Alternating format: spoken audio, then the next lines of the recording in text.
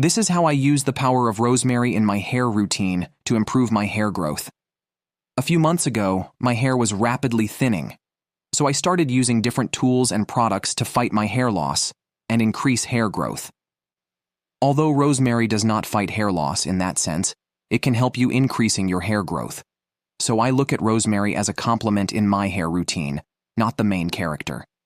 There are plenty of ways you can implement rosemary into your hair routine. The two ways that I do it is with rosemary water and rosemary oil. The rosemary water you can either buy or you can also make your own. I use this tool when I apply it since it makes it very easy to get it evenly spread out and I reach the scalp perfectly. I apply this around 4 to 5 times per week. Other than that, I have also mixed pure rosemary oil with pumpkin seed oil due to its possibility to help blocking DHT, which actually is the core reason to male pattern baldness. This oil I apply around 2 to 3 times a week. I leave it in for 30 minutes to an hour before I wash it off.